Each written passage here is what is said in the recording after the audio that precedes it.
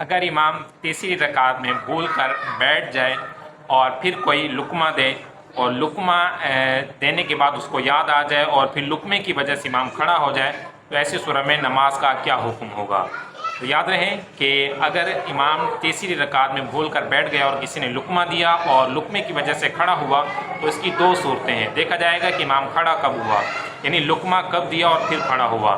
تو اگر 3 مرتبہ سبحان اللہ کہنے کی مقدار سے پہلے کسی نے لقمہ دیا، یعنی 1 مرتبہ یا 2 مرتبہ سبحان اللہ کہنے کی مقدار ابھی بیٹھا تھا کہ اتنے میں کسی نے لقمہ دیا اور امام پھر لقمہ لے کر کھڑا ہو جاتا ہے، تو ایسی صورت میں جو ہے وہ سجدہ سہو بھی واجب نہیں ہوگا اور نماز بھی بالکل درست ہو جائے گی.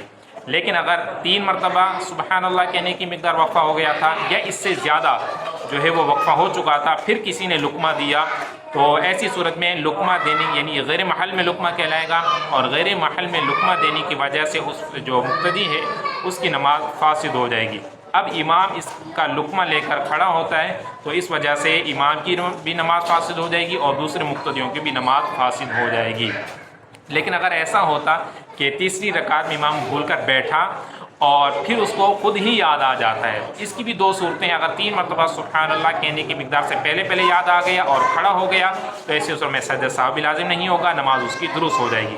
لیکن اگر 3 مرتبہ سبحان اللہ کی مقدار یا اس سے زیادہ وقفہ ہو گیا اور پھر اس کو یاد آ جاتا ہے تو ایسی صورت میں حکم ہے کہ کھڑا ہو جائے اور پھر ایسی صورت میں جو ہے وہ سجدہ سہو واجب ہو چکا تھا، آخر کے اندر سجدہ سہو کر لیں گے تو نماز ان کی بالکل درست ہو جائے گی. اگلا سوال ہمارا یہ ہے کہ سجدہ سہو واجب کب ہوتا ہے؟ تو یاد رہے کہ جو نماز کے واجبات ہیں ان میں سے کوئی واجب بھولے سے رہ جائے تو پھر نماز کے اندر جو ہے وہ سجدہ سہو واجب ہو جاتا ہے. مثال کے طور پر جیسے تیسری رکعت کے اندر 4 رکعت والی نماز میں تیسری رکعت پر نہ بیٹھنا یہ بھی جو ہے وہ واجب ہے. تو لہذا اگر کوئی 3 مرتبہ سبحان اللہ یا اس سے زیادہ مقدار تک بیٹھتا ہے تو اس واجب کا ترک شمار ہوگا، اس وجہ سے آخر کے اندر سجدہ سہو کرنا ہوگا، یعنی بھول کر ایسا معاملہ ہو جانے کی صورت میں. اسی طرح سے جیسے قاعدہ اولیٰ ہے، 4 رکعت والی یا 3 رکعت والی نماز ہے تو اس میں 2 رکعت پر جو بیٹھتے ہیں یہ قاعدہ اولیٰ کہلاتا ہے، یہ بھی نماز کے اندر واجب ہے. تو اگر بھولے سے قاعدہ اولیٰ رہ جاتا ہے تو پھر ایسی صورت میں بھی آخر کے اندر سجدہ سہو واجب ہو جائے گا. تو الغرض جو نماز کے واجبات ہیں ان میں سے کوئی بھی واجب بھولے سے رہ جائے تو آخر کے اندر سجدہ سہو کرنا ہوگا، سجدہ سہو کر لیں گے تو ہماری نماز درست ہو جائے گی.